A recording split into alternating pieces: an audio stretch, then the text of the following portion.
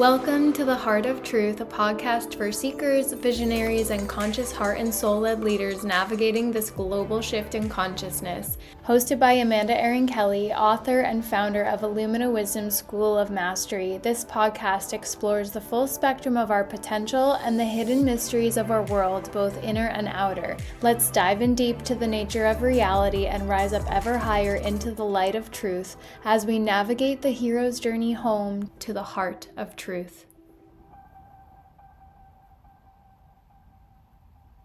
Hello, beautiful souls. Welcome back. So today's episode is another original that I recorded in March of 2023. However, what I shared in that episode is as relevant today as it was then.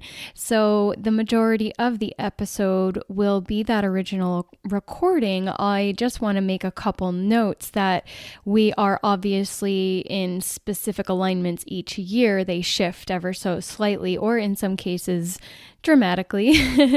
And in this case, we have two potent eclipses surrounding the equinox, and the energetics of new and new era are so much more potent and palpable in March 2025 than they have been at any point. We are very much moving through a very, very powerful threshold. And we say that so often in this community, but truly, there are harmonic energies that have really been stabilizing and ushering us into these new frequencies and energetics. So this year, it really feels very grounded in a way, in a sense, even though a lot of people are going through a lot of change and upheaval. And I'm really excited to share some of the changes that are occurring for me at a future date. But we are moving through this very, very profound threshold right now, and it's very exciting. And as I record, it is in fact St. Patrick's Day, March 17th. So the energetics are very present with us, and I myself have been tuning in more deeply with the Celtic origins that I possess, and my middle name, which is now part of my author name, Amanda Erin Kelly, has really helped me go deeper into the literal heart of truth. In my case, the emerald heart, if you will. And the goddess Eru is who Ireland is named after.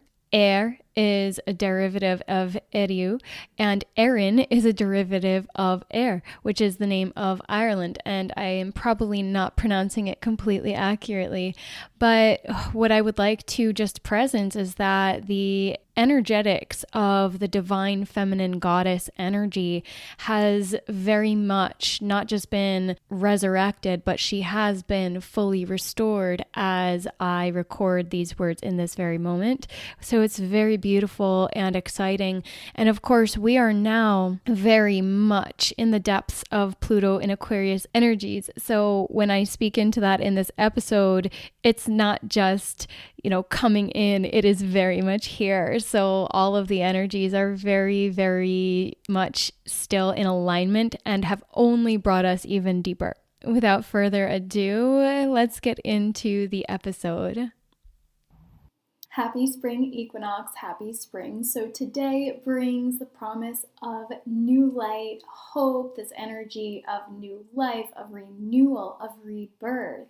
So the equinox is a really beautiful day because it is the perfect balance of dark and light, day and night, the masculine and the feminine. So it is bringing polarities into harmony. It is this balance point, and it also represents the threshold into a new year, a new era, a new chapter.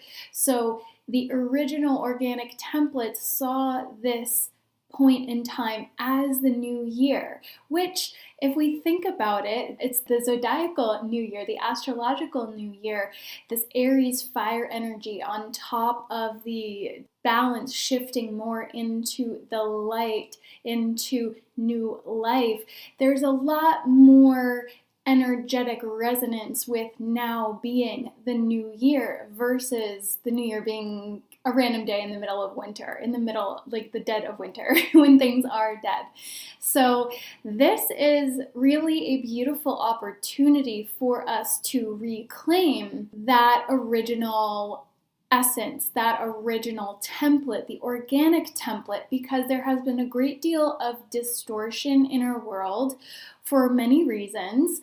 But this very much goes back into the rise of the patriarchal religions. So we look at Christianity and the dates of the holidays being just ever so slightly off from the original holy days, holidays, holy days. So really, in truth, Christianity co-opted a lot of the original quote-unquote pagan holy days and twisted them to suit the purposes of Christianity. And there wasn't a great deal of originality there, to be entirely honest. They took a lot of the existing traditions from the more earth-centric, earth-focused, sacred feminine, divine feminine traditions, and they just took them in order to co-opt, to invert and distort, so people became separated from the original timeline, from the original organic divine feminine template.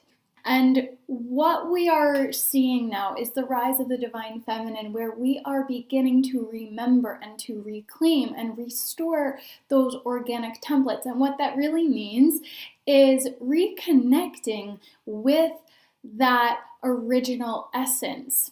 Now, we can bring them into modern day, of course, but it's a rebalancing, it's a harmonizing, again, a harmonizing of the ancient past with the trajectory of humanity going forward. And this year we have also the Aries new moon landing tomorrow, the day after the formal equinox, which is at 5:24 p.m. Eastern time, I believe, to be precise.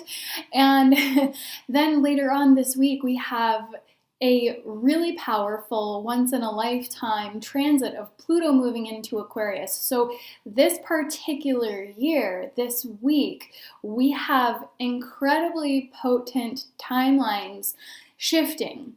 So Pluto moving into Aquarius, we haven't seen this since the late 1700s, about 1778 through 1798. If we look back in history, that was a time of really incredible revolution around the world.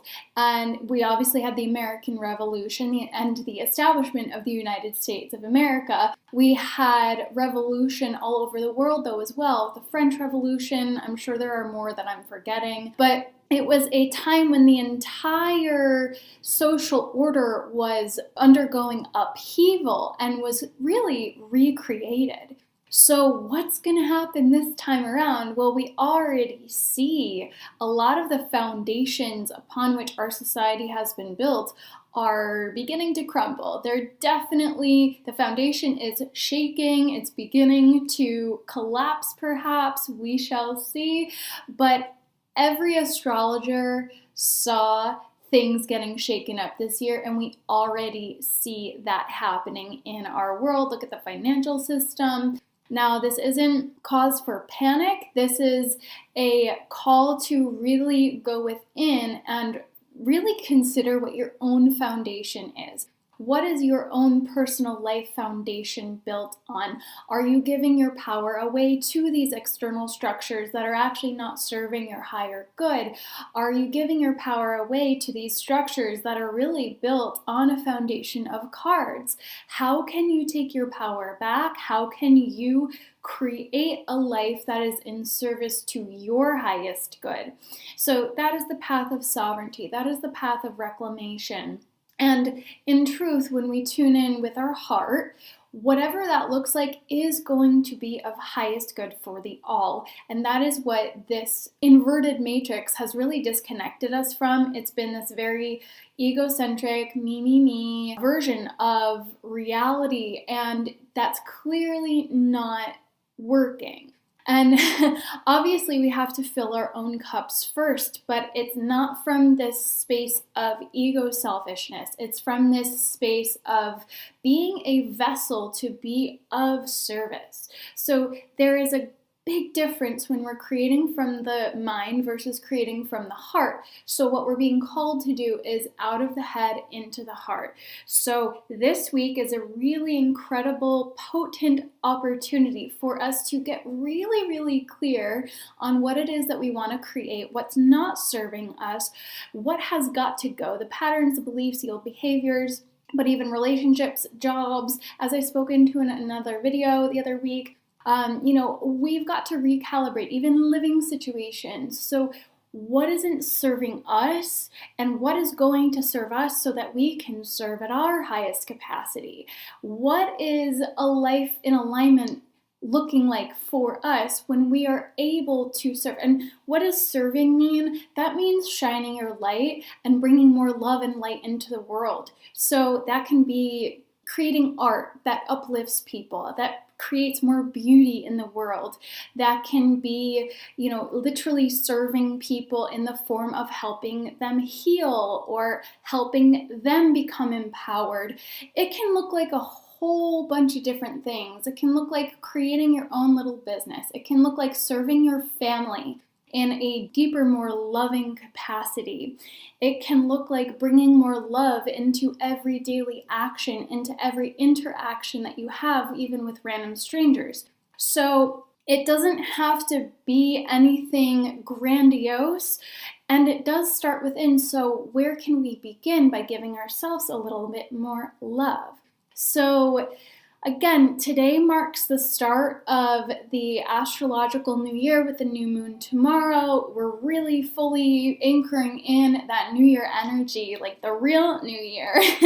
So really get clear, get honest, tune in, and create your intentions. Really feel into your vision and think about what it is that you want to create, what it is that you want to manifest. It's also a time to embark on a new path. If you already have an idea of what it is that you want to create or the path that you want to go down that is more aligned for you, take those first steps, take that aligned action. And as I was saying about Pluto entering Aquarius, so Pluto is the god of the underworld. He represents the god, the planet represents the god of the underworld. So again, the last time we had this particular transit was way back in the 1770s when we saw a lot of upheaval in the world. So how can you co-create a world that is for the good of all? That is the higher level way of looking at this.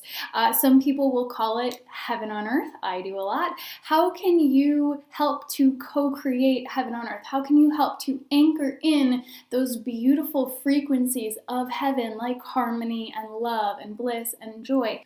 What little role can you play in helping to create that reality? Now, when we create something new, the old has got to go, right? We've got to create the space for the new to be built. So yes, there's likely going to be a little bit of crumbling in your personal life, in the collective. But again, we get to choose how we are impacted by the world around us. Are we reacting or are we responding? Are we responding from a place of resilience or are we reacting from a place of victimhood? So this is where we get to really go within and do that inner work so we don't get as rattled by the external world. I've faced all sorts of breakdown in my life, and I know it's not easy, and I'm not going to sit here and minimize the very real difficulty it can cause for us. At the same time, we have the capacity to create that inner foundation, to create that inner strength that has that really potent creative power. When we are in full alignment, we are a vessel for these higher divine light frequencies to work through us, to anchor in these frequencies. And when we are in alignment, then the universe is going to provide, source is going to provide. So what is abundance? It's not just about, fancy cars and large houses. It is a state of being. It is a state of peace. It is a state of gratitude, amongst others. So gratitude is that threshold. It's a really important key here. So what can you do to shift your inner state, to be in alignment with those higher states, to create more harmony in the world?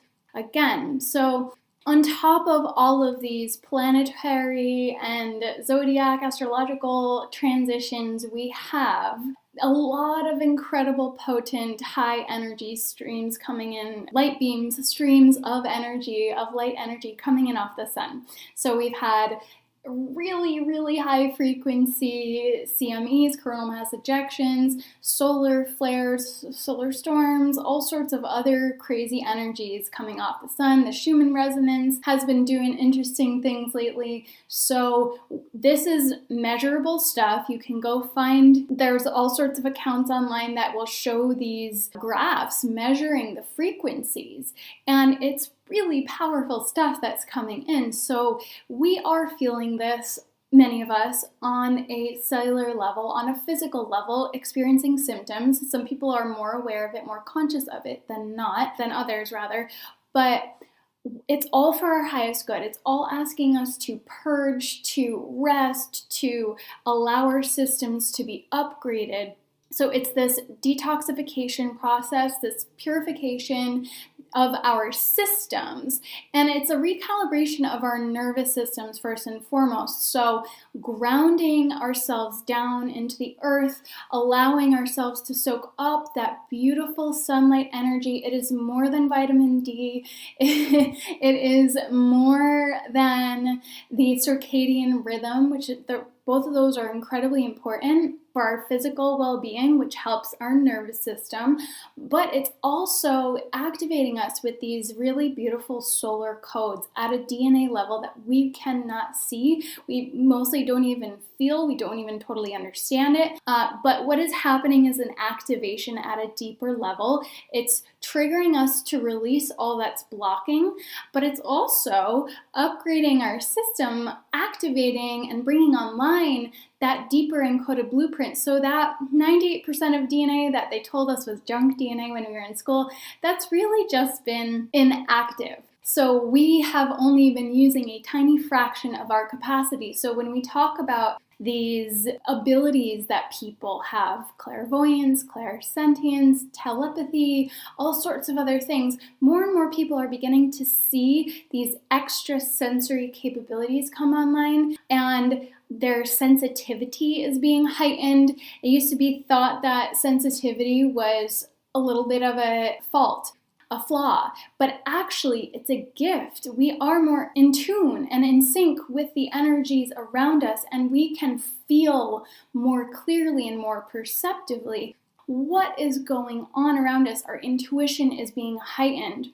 So if you're experiencing more synchronicities, if you're experiencing deja vu, really vivid dreams, this is all good. Ringing in the ears, headaches, all sorts of things might be happening. And it is really truly for our highest good when this is happening. And now it's not just this week, it's been ramping up, and it's going to continue to ramp up. And the shakeup that happens from this Pluto entering Aquarius, this is not, going to be a one and done deal either. So this information is going to be relevant for quite a while. Really just come back to these ideas of grounding in, of honoring the natural cycles of the year, of tuning in to your own energy, tuning into the frequencies of the world around you. It's all tied in. Everything is connected. We are all connected to the energies above, below, within, without. As above, so below. As within, so without. There is deep truth to those notions. So, last week, just, to bring it back to my personal life, personal experience of all these high frequency energies, because of course we're also moving through this photon belt, increasing the frequency of Gaia herself. So the whole solar system is going through this kind of ascension, this upgrade, to use the word ascension. We are entering higher frequency state of being. So the old frequencies that are very dense, we're being forced to let go of them, basically. That's what's happening at a massive collective level. So whether you want to look at this metaphorically or figuratively or whatever, we are going through this massive collective evolution of humanity where we are ascending in frequency, which also means an ascension of consciousness. So we are becoming more aware of the world around us, more aware of who we really are, more aware of these deeper connections. So this is getting deeper into esoteric. So getting back to the original template of the divine feminine to bring this more full circle, this is what we've been disconnected from in this inverted matrix. And this is what we are now at a point of coming back into remembrance of, remembering who we really are, who we are connected to, the balancing of the masculine and the feminine. So St. Patrick's Day is also a part of that distortion. And now I am Irish. This is red hair in here. A part Irish, at least. My hair used to be bright red. I have almost half of me is Irish. I have it on both sides. And, for me, St. Patrick's Day growing up, it was fun. Okay, recognition of my ancestry, that's super fun. And there are a lot of Irish people in America. So yeah, it was something that I always liked to kind of tune into and celebrate on some level. My parents even went to Ireland on their honeymoon, so we have that connection. And the truth is, though, that St. Patrick's Day is named after St. Patrick, obviously. So St. Patrick, who was he? He was a missionary from the Holy Roman Empire who went to Ireland to drive out the snakes, right? He's celebrated for driving out the snakes, but what does that really mean? Ireland is an island. There were no snakes. There were no actual snakes. So what was he driving out? Really more of a who. So this, again, was a distortion. The snakes represented the serpent wisdom, the wisdom of the divine feminine. Everybody who honored and recognized and worshipped the divine feminine, for lack of a better word, worshipped the divine feminine, as well as the druids, the priestesses, the healers, the sacred wisdom keepers who were intimately connected with nature and the divine feminine herself, and the land, the old traditions. So he was sent to essentially persecute all of those who worshipped this energy and who practiced these older ways and who were maintaining that tradition, especially those who embodied the serpent energy, which we can look at as the kundalini energy, accessing and harnessing, activating the power of that kundalini life force energy, that serpent energy that is represented by the divine feminine. The Christianity, the religion, then replaced the old quote-unquote pagan ways. Many people will call it the pagan ways, and then the notion of paganism has been quite distorted as well. It was really a connection to nature, the cycles, the natural cycles of earth and the divine feminine, working in tandem with the way the sun moves. So looking at all of those older structures like Stonehenge, for example, it was constructed in perfect alignment with these high holy days like the equinoxes and the solstices. So those massive structures all over the world. And now it wasn't just Ireland, it was this wisdom held all over the world. But the Celtic tradition, there is a really deep connection that I'm still studying myself, and I want to go much deeper into, particularly because it is my own heritage and ancestry. But this wisdom, I believe, was encapsulated particularly by the Celtic tradition. They maintained it perhaps a bit longer than other areas around the world, because we look around the world, a lot of these ancient structures were constructed along similar alignments. So looking at the pyramids in Egypt and pyramids all over the world, they align to the stars in a very particular way. They align to the sun in a particular way. So it's not just England and Ireland. It is not just that particular region. It's not just the Celts, but they, it seemed, were able to maintain it and protect that wisdom a bit longer. And so then going back into, I don't even remember the exact date, but he was sent in to kind of suppress it for good. So all of the records of the Druids were burned. And that wisdom was essentially, quote unquote, lost, but little vestiges of it were kept, and people are now able to access records from the quantum, looking at Akashic records, for example, and people are beginning to remember in a more direct way. And this wisdom that has been hidden is now coming back up to the light, up to the surface, up to the collective consciousness, both in the physical and the extra perceptual capacities. In the quantum capacities, people are beginning to remember this wisdom. St. Patrick's Day was, so that's March 17th, right? 3 days before the equinox, 3 to 4 days. And similarly with Christmas, that is a few days off from the solstice in December. So you can see how Christianity has taken these original holidays, these holy days, and distorted them ever so slightly, tweaked the tradition, tweaked the meaning of it, of course, as well, to some degree. And they maintained a lot of the same symbolism, but these distortions and the stories behind them and the materialization, obviously, in our modern times of these holidays has really disconnected us from truth, from this higher, deeper wisdom. And Easter now, which is coming up, this is also a holiday that falls around the equinox, but Easter has taken a lot of the equinox celebrations and the symbols such as the eggs and the rabbits. So eggs and rabbits obviously represent fertility. I have this beautiful egg. So egg as a representation of fertility. It's the divine feminine as well. So that's why I really love this one, this golden egg with little seeds of light inside, for anybody seeing this video. And it's like a heavy titanium egg, so there's like a lot of weight behind it. So eggs represent fertility, new life, obviously, and luck in some traditions, in some cultures. Rabbits, obviously, there's fertility, birds, flowers, flower crown, nature. Obviously, all of these ideas are very connected with spring, the spring equinox. Makes a lot of sense.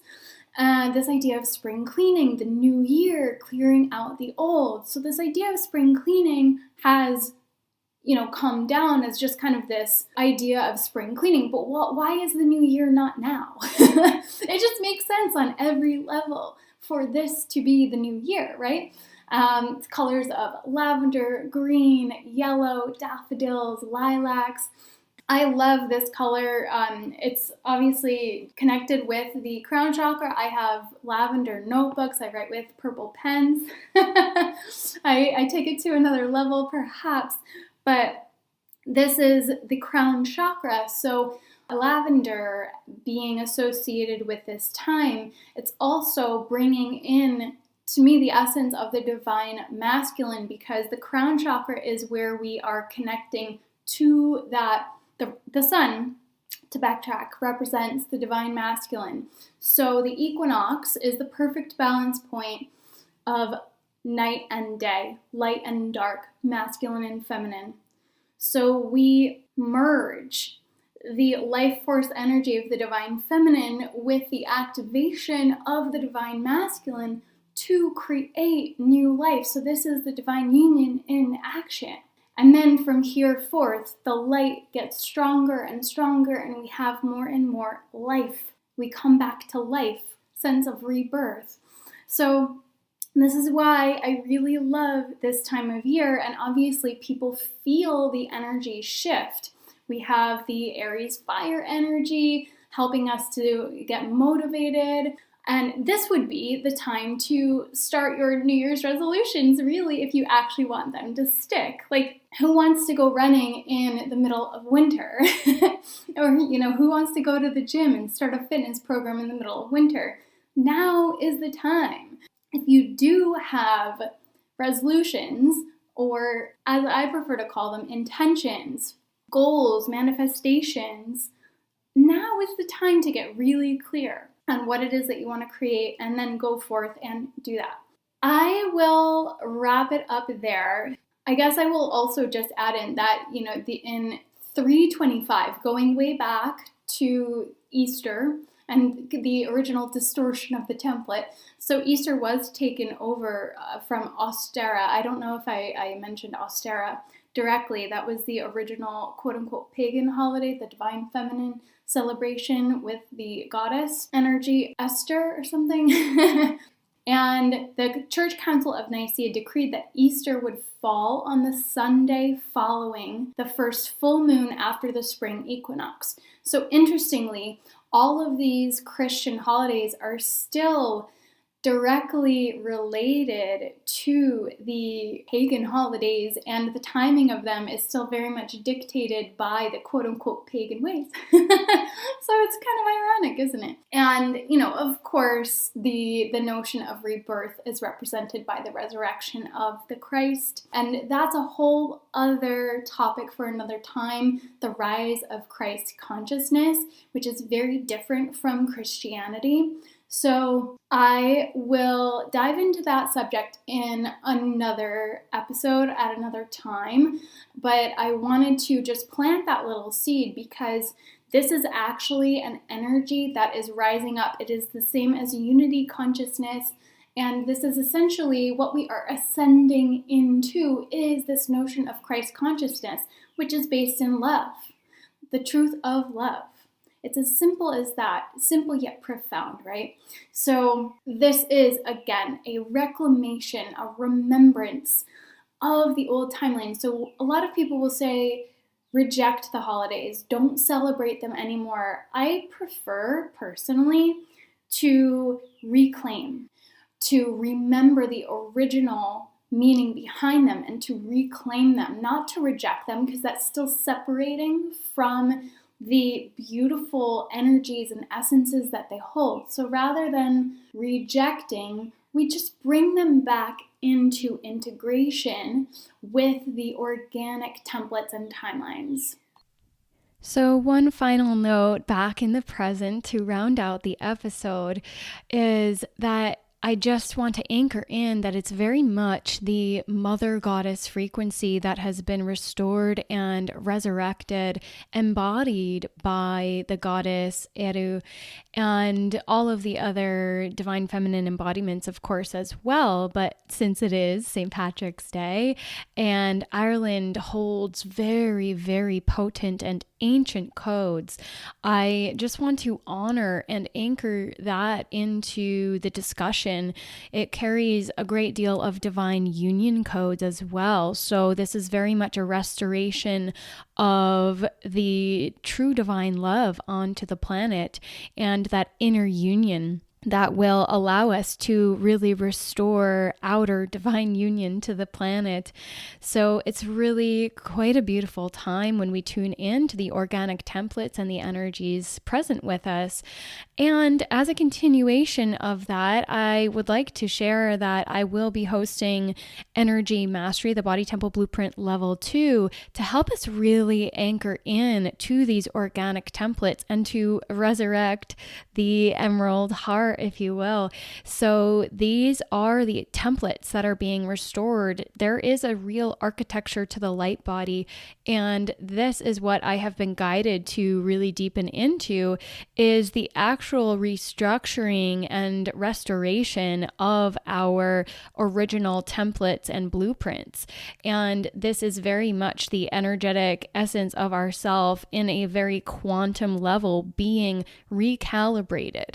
So it's really powerful work, because without this understanding, it's very much merging science and spirituality. Without this understanding, we're just going to be kind of wandering in the realms of consciousness and energy without being grounded, without being fully protected either, because without that actual structure, there's not much that we can do with it, if we're going to be entirely honest. So this is where I have been guided. I am walking the path of mastery myself. It is an ongoing path for all of us, of course.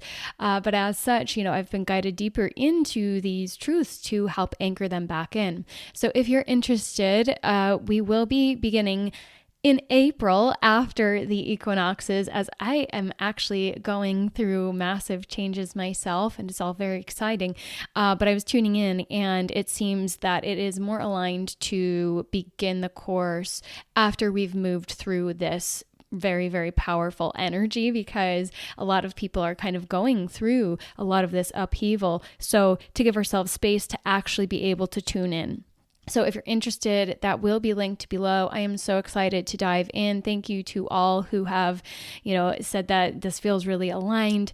And yeah, very, very excited for what the next few months and years and decades brings for us. Onward and upward in love and light as we journey home to the heart of truth. And I will see you in the next episode. Thank you for tuning in to the Heart of Truth podcast with your host, Amanda Erin Kelly. If you enjoyed this episode, please consider leaving a rating or review on your favorite platform. And if you'd like to go deeper, grab your copy of my book, Let There Be Light, and join us inside the free community in Illumina Wisdom School, where you can access free resources to jumpstart your journey, such as a higher self activation and the Body Temple Blueprint Masterclass, as well as explore the plethora of resources, including Awakening Fundamentals and Luminary, my signature path to wholeness and mastery, to help you become your own healer and sovereign authority. You can access everything at thisartcalledlife.com or find the links down in the show notes below. Until next time, onward and upward in love and light as we journey home to the heart of truth.